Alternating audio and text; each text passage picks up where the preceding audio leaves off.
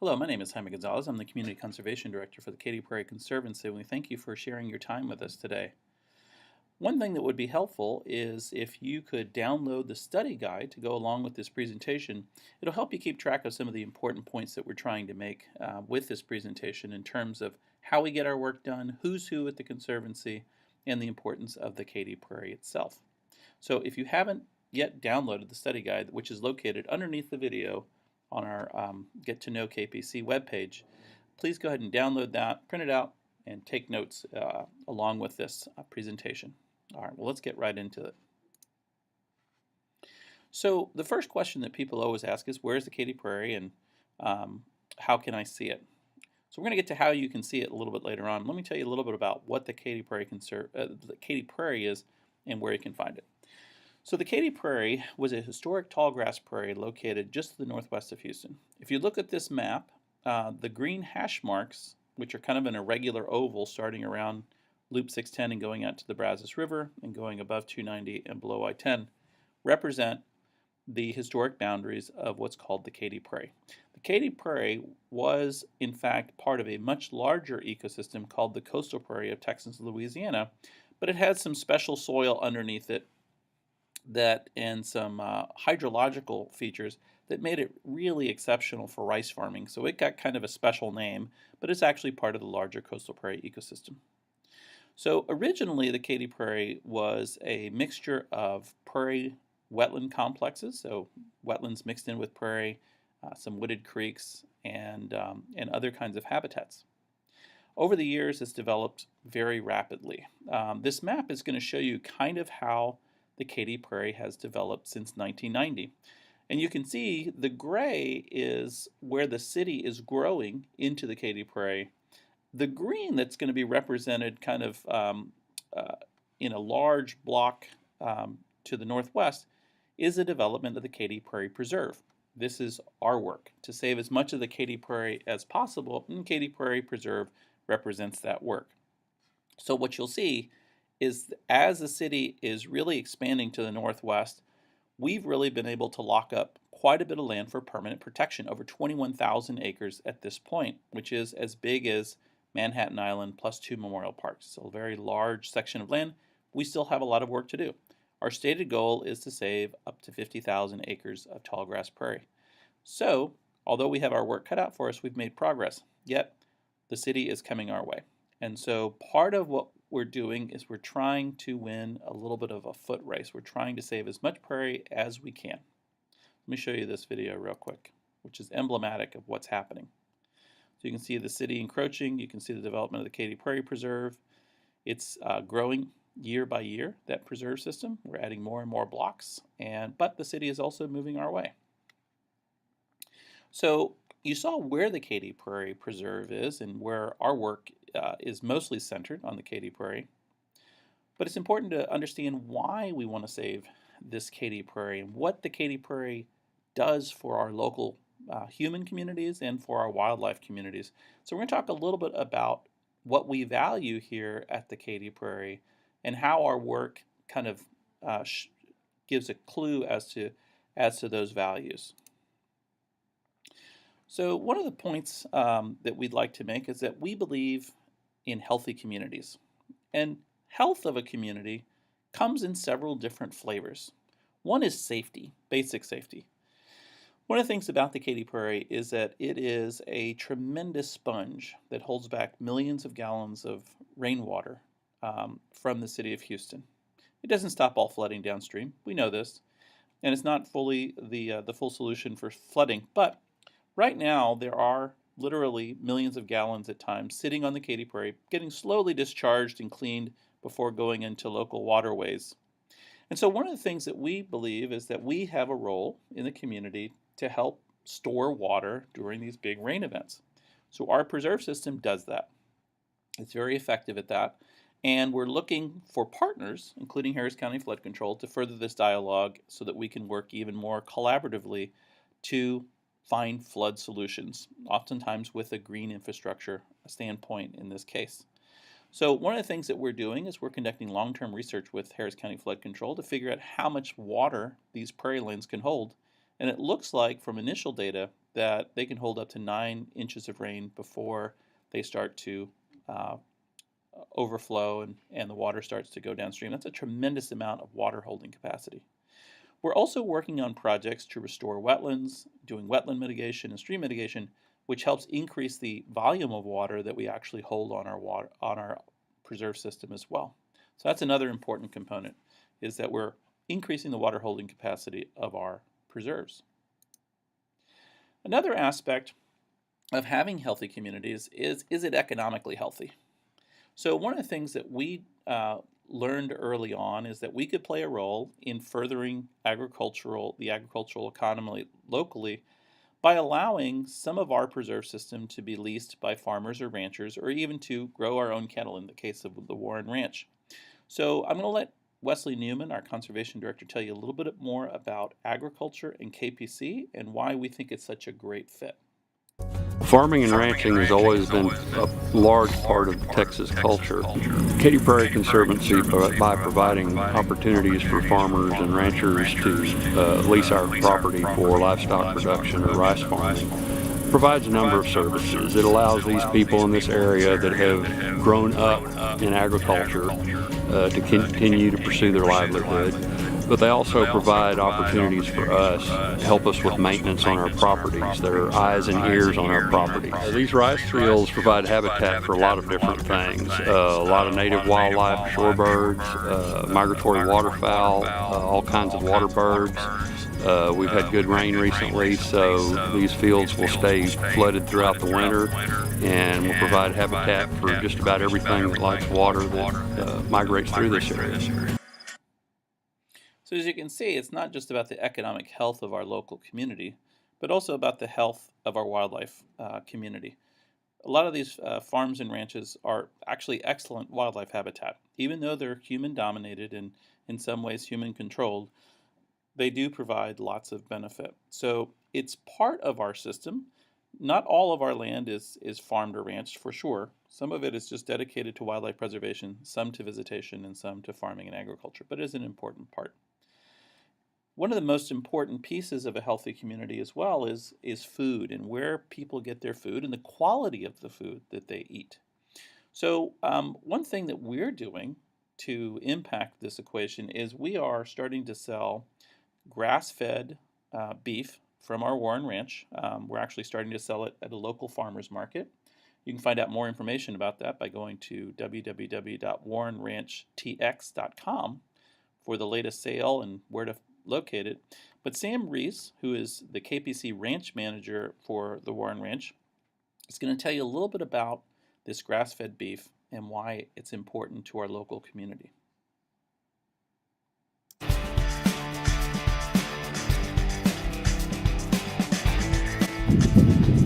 Hi, I'm Sam Reese, manager of the Warren Ranch at KATY Prairie Conservancy.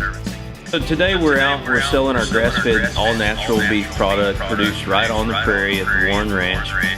For the customers that come and buy Warren Ranch beef are looking for a healthier product. They're looking for something that was produced in a sustainable fashion, something that is natural, that does not have added hormones, growth in plants, has not been exposed to chemicals, antibiotics. They want a product that they can come out and know where it was produced, something that they're confident in feeding their families.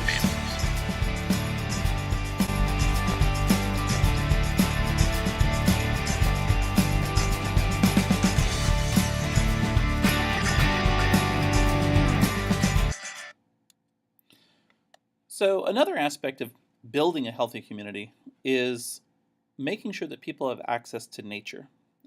Nature has many, many physical and emotional and spiritual benefits.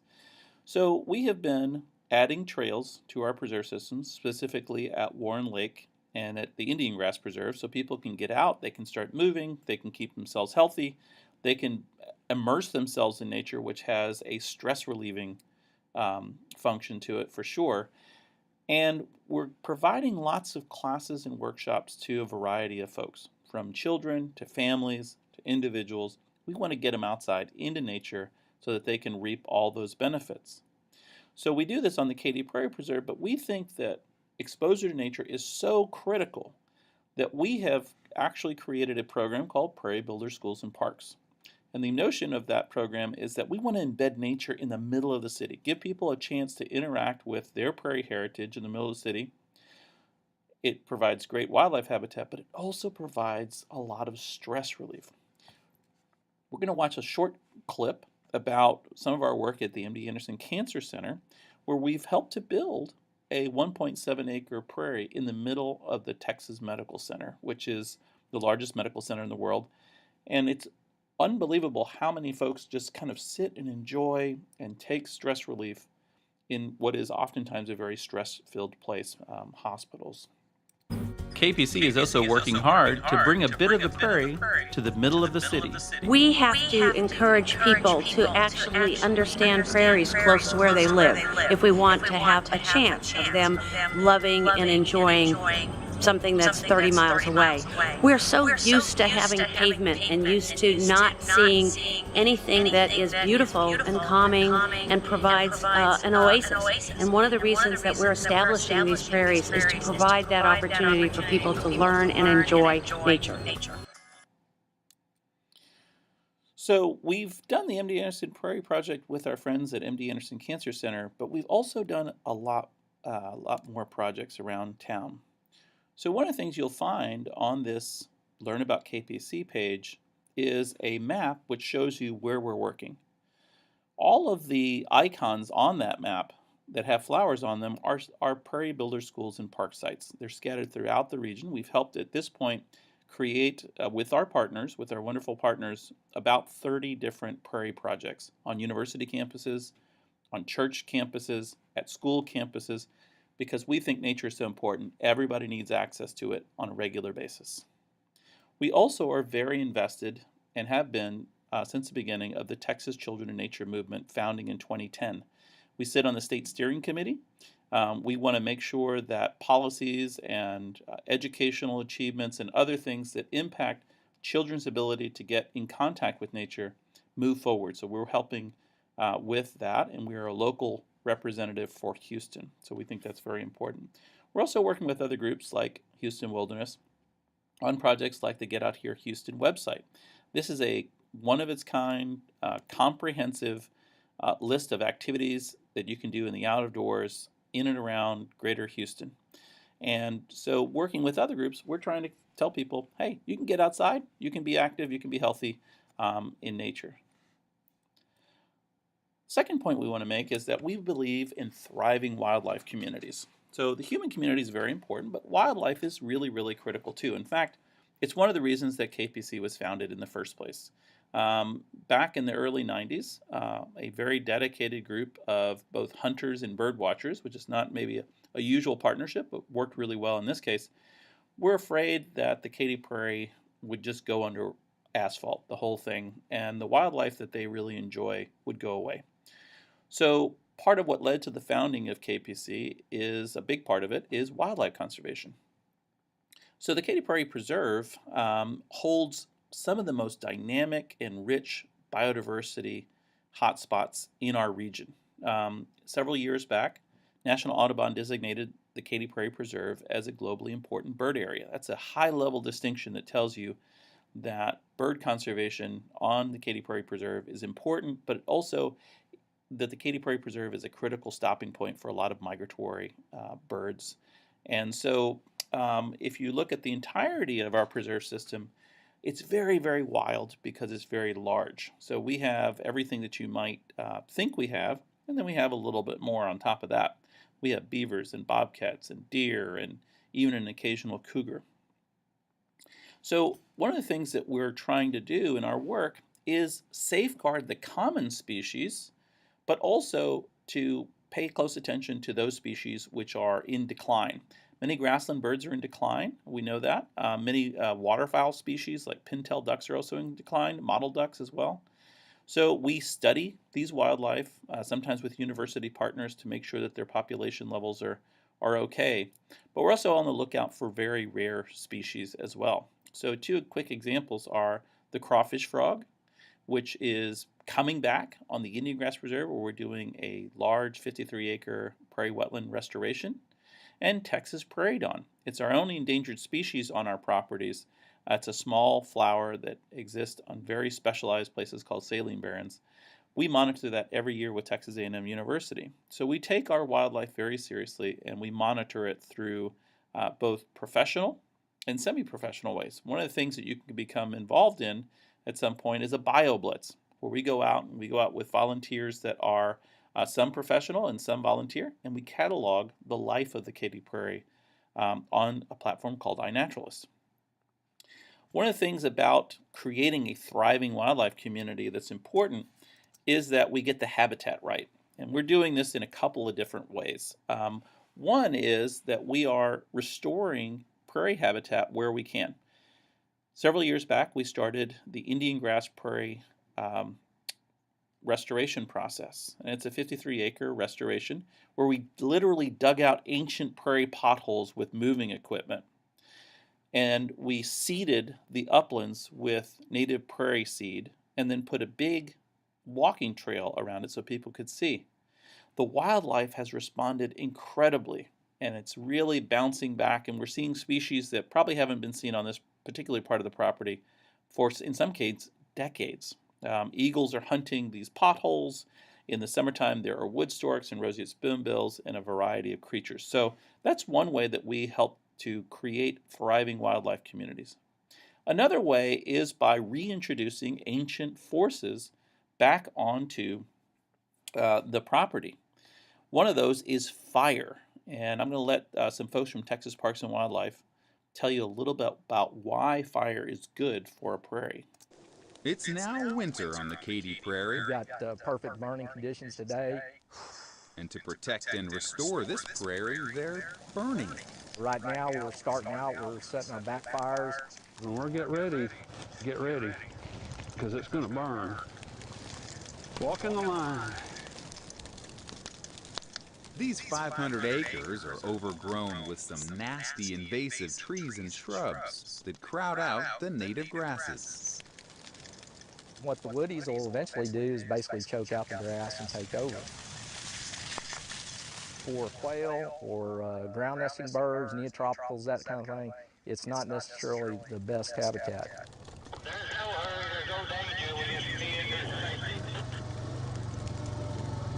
Pretty sizable chunk of land that what vegetation is here. It's been in need of some prescribed fire for quite a while. Hopefully this will be the first of many. Because we've taken fire out of the natural ecosystem, that's part of the reason that these woody species have gotten such a hold. So as you can see, fire is a great way of rebuilding the nutrients back into the soil. And what you can't see from that video is that that prairie was gorgeous just a couple of months later. It came back in full flush. These prairies evolved with fire, and when you add fire to the landscape every 1 to 3 years, it responds beautifully. Another aspect of creating a thriving wildlife community is to ensure that wildlife habitat exists not only on the Katy Prairie Preserve, but in other places as well, and engaging the general public to help create that thriving wildlife. So one of the programs that we run, and the coordinator for that program is named Lan Shen, is something called the Great Grow Out. This is a full year program where folks help us go out and collect prairie seeds, pack them up at a special seed packing party. Then we distribute those seeds to volunteer growers at home, at schools, at civic clubs. They grow out those plants until they're at the roots get to the very bottom of a 4-inch pot. Then they bring us back the plants and we grow them up from there. Those plants will eventually go to restore the Katy Prairie Preserve, but also they will make their way to schools and churches and other places where wildlife needs habitat in the city. And then we also encourage folks participating in the Great Grow Out to keep some plants for themselves and add those natives to the yard to increase the wildlife habitat wherever they are in the city or the suburbs or in the rural community. Lastly, we are very collaborative in nature at KPC. We're working with a bunch of different regional conservation efforts, including the Gulf Houston Regional Conservation Plan. We're actually chairing the Prairie Conservation Initiative, which is a part of that regional conservation plan. What we're trying to do is work with other groups to figure out how to break bottlenecks for prairie conservation in the Houston-Galveston region. So we're working both at the kind of on the ground level with doing things like restoration and prescribed fire. We're working in the city, and we're also working at the policy level and the funding level for conservation, all of which is meant to do one thing, is to create thriving wildlife habitat. We also think that one of our functions as a conservancy is to help encourage adventurous life, an adventurous life. And we do this in a number of ways. We want basically people to have a memorable life. And so we have lots of classes, everything from kite flying to photography to bike rides across the prairie. We have hunting programs for the general public, all of which is meant to get you unplugged, away from those digital devices for just a little bit, go outside, have real adventures, and build memories and build a great life in the out of doors. So we believe very strongly that a memorable life is an adventurous life, and we want to get people out and about and have them not only be healthy but also create great memories. So one of the things that we do each year is we do a ranch day. We want people to understand what happens on a ranch, what it's like to be a cowboy or a cowgirl, and it's a very adventurous day, full of barbecue and picnic lunches and roping and branding and all sorts of things. And a lot of kids have come back to us years later and, I remember that ranch day. That was so fun. That's what we're going after. So here's a couple of volunteers who are going to tell you a little bit about how fun it is to volunteer at one of these very adventurous activities. We just came out, we helped with the roping today, and we just had, it's so fun to pretend to be a real cowgirl. And my cowgirl name is Star, and this is Hondo, and everybody could do it. You know, I didn't know much about it before we got started, but we were able to help folks along, and the kids had a good time, the adults had a good time. And we're just excited about the work that Katy Prairie Conservancy. So if you're going to have an adventurous life, you have to have a place to do it, right? So we have actually 2 locations where people can visit regularly. The first is the Warren Lake, the Matt Cook Memorial Wildlife Viewing Platform at Warren Lake. And this facility is typically open every day from 7 a.m. to dusk. It features a 2-story wildlife viewing platform overlooking magnificent Warren Lake. In the wintertime, this is home to sometimes hundreds of ducks, bald eagles, peregrine falcons, you name it. And there's a wonderful prairie restoration that's happening from the parking lot all the way down to the platform. So you can see kind of how our work is building in that way as well. We also have a 1.7-mile trail at the Indian Grass Preserve to the southwest of Warren Lake. This is a place that you can visit typically on Tuesdays, Fridays, and Saturdays. And you can feel free to walk around the platform, visit our nursery, say hello to our KPC staff. So in order to get our open hours, so when you can visit the Katy Prairie and start living this adventurous life with us, visit katyprairie.org and just look look at our hours on that website, and it'll tell you exactly when you can come visit us. Lastly, we wanted to reflect on this. One of the things that we think builds a great life for people is understanding a little bit about where you live in the world. We're very proud to be Texans. We're very proud to serve Texans. And one of the great things about the Prairie is kind of the wellspring of some of the most iconic things you think about when you think about Texas. So if you think about cowboys and barbecue and country music and all these things that people think about when they think about Texas, that came directly from the Prairie ecosystem and living and working on the Prairie ecosystem. So one of the things that we like to do is we like to emphasize this connection between culture, landscape, and memory. And so, like we said earlier, we have a ranch day, but we also teach about this connection between the Prairie and Houston's history and culture and foodways in local schools as well. So we want to let people kind of enjoy some of that Texan pride. All right, so let's get to a little bit more into how we do what we do and who we are. So we talked about KPC being the guardians of the Katy Prairie and working to permanently protect pieces of property on the prairie. Well, we do this in 2 ways. One is we purchase pieces of property just like any other private landowner. About 13,500 of our acres are purchased. And then we also create conservation easement agreements. These are legally binding agreements between the Conservancy and a private landowner. And basically what it does is it gives the KATY Prairie, if it's a donation or we purchase, the developmental rights on that property. That ensures that it's not developed into a subdivision or something that's inconsistent with keeping the wildlife value. And in return, the private landowner keeps the land, ensures that it's never developed, so that these pieces of property that they've come to love won't be turned into asphalt. And also they get a huge tax valuation benefit. So they get a big tax relief from it. And so there's a great monetary benefit for private landowners working with us, but they get to keep the land, get to keep enjoying the land. So that's how we save land, those two different functions. We were founded in 1992, and since 1996-97, we've conserved over 21,000 acres. We provide public access to preserves to children, families, and individuals. We talked about all these programs that we have, like Unplugged Adventures and Wild West tours and other things that we do throughout the year. So we want to provide lots of public access. All those events are on our website at katyprairie.org. We restore and enhance prairie wetlands and upland grassland habitat and riparian habitat when we can for the benefit of wildlife, but also for the benefit of our guests who are visiting. We undertake research to better understand how to do our work and how our work is impacting nature. And we're recognized as thought leaders in conservation, both regionally and at the state level.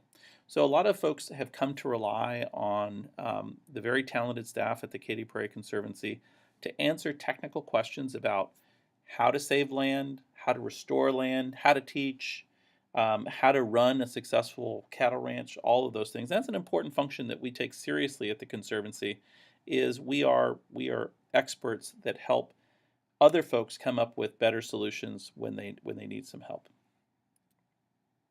So this work is done mostly by KPC's staff, but also through a tremendous core of volunteers.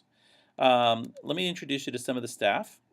So one thing to note about the KATY Prairie Conservancy before we go any further is the KATY Prairie Conservancy is its own private nonprofit institution. We are not affiliated or a part of the Texas Parks and Wildlife Department, other land trusts like the Nature Conservancy of Texas or others. We're our own separate thing, and so we have to raise all of our own finances. We are responsible for all of the land that we manage. So this is the team that helps to get that done. We are we're ultimately managed by a board of directors, as most nonprofits are. But these are the folks that you might encounter on your journey with the KATY Prairie Conservancy. Let me introduce you quickly to a few folks. So kind of the leadership team at the Conservancy starts with Marianne Piacentini, who's the long-term director here at the Conservancy. Marianne is extremely skilled in a number of things, but one thing she's particularly skilled in is finding ways, both economic and policy-wise, to save big chunks of land. So she's been very good at that. But she's an urban planner by training, so she knows a lot about how the city and the KATY Prairie interact. And so she's always a good source of information about the KATY Prairie. Relatively a recent addition is Elisa Donovan. She is the assistant director and general counsel. So Elisa brings a whole bevy of legal expertise and planning expertise to the Conservancy. We're lucky to have her on board. And both Marianne and Elisa typically work out of our home office, which is on Kirby Drive near the Rice Village area. So other folks that are on staff are Wesley Newman. Wesley has been with the Conservancy for over 15 years. He's a conservation director. So many of the decisions that get made as to how to protect, manage the land on the KATY Prairie, work with local landowners, that kind of thing happens with Wesley at the helm there. Allie Dodson is our advancement director, which means that she does two things for us. She is one of the primary people that fundraises to support all of our efforts, but she's also kind of the communications director. So she's got a task to not only raise the money, but to also help tell our story. So that's a really important function. I'm the next person, Jaime Gonzalez, and I'm the Community Conservation Director. And basically what you need to know is if you have any education-related questions, I can answer those. I also do other work in collaboration with other groups. I also work with Allie and Morgan Maples in terms of communications, and I work with Wesley on prairie restoration activities. Down below, there's Morgan Maples, who's our Marketing and Development Associate. Morgan is kind of the glue in the office at Kirby. She supports a lot of the work that all the folks that work out of that office do. She's the social media coordinator, so if you have any questions about social media or anything online, she does the newsletter, the electronic newsletter. So she's kind of a, like I said, she's kind of a glue that holds things together. She also schedules things for the rest of the staff. Alan Breimer is our project assistant, and he works mostly out of the KPC nursery, which is located at the Indian Grass Preserve. Alan is really great at working with volunteers to not only grow out thousands of plants per year, but to get them in the ground, and also to do other prairie conservation work on our preserves. Lan Shen is our seed collection manager and great grow out coordinator. Lan has very deep roots in the local prairie community. She is somebody that knows what a lot of different groups are doing, and her main job is to help us collect seeds throughout the year, get them to folks that can grow those seeds out for commercial production or back to the nursery so that they can grow the seeds there. And she's also great at reaching out to the Texas Master Naturalist Network. So keep her in mind if you want somebody that's a good connector. Aline Xiong is our next staff member, and she's a part-time prairie educator. Aline has a lot of experience with public education. She has founded an amazing 1/3 of an acre pocket prairie on her home campus at Coulter Elementary, where she retired several years back. And she helps to run the Prairie Builder Schools and Parks program along with me, Jaime. So she's really great at education, letting people know how they can use prairie in an integrated fashion to teach children. So she's been a good addition to the staff. Lastly, we have our ranch personnel. So Sam Reese is the Warren Ranch manager. He's responsible for the business, ecological, and just about every other aspect of running the Warren Ranch. It's got a big job. There are a lot of different moving parts on that ranch. There's oil extraction, which we don't have too much control over. There's minerals, there's cattle production, there's stream restoration. So Sam is the guy who can integrate all these different things into a workable business plan for the ranch. Helping him is Cody Williams, the assistant ranch manager. And Cody is just instrumental in helping Sam get to the objectives that the ranch needs to get to. All right. Let's take a look at the KATY Prairie Preserve once again. So as I said earlier, that green hashed mark, which is kind of an oval, delineates the historic boundaries of the KATY Prairie. The green, the large green area, kind of to the northwest of the center of this picture, is the KATY Prairie Preserve. It's a very large preserve at over 21,000 acres.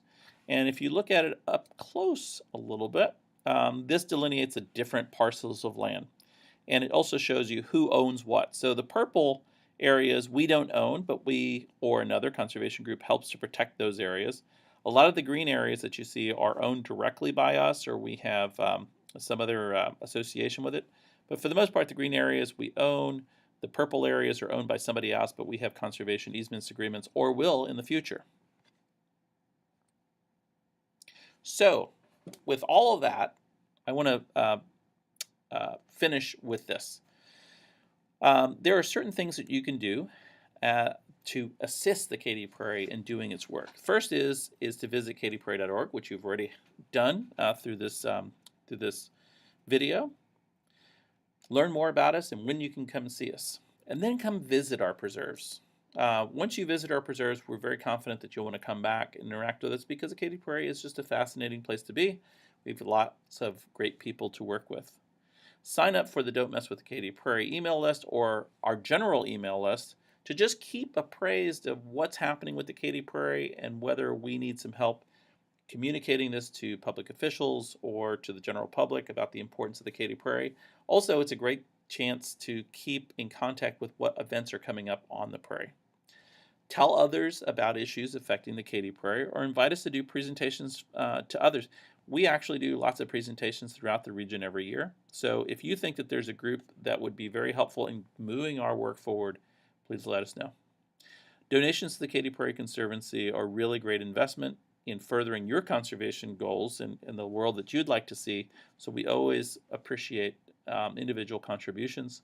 You can volunteer with us. At the bottom of this page, there's a link to all the volunteer opportunities that you can find with Katy Prairie. So please help us with our mission by becoming our peers and helping us move that mission forward. And you can also follow us on Facebook and Twitter and Instagram and like things, postings and things, so we can further our social media presence. Thank you very much for joining me on this quick run through of the Katy Prairie Conservancy of the Katy Prairie and why we do our work. If you have any other questions, we encourage you to just email us at info@katyprairie.org for anything specific, and we'll be happy to get back with you. Thank you for your time.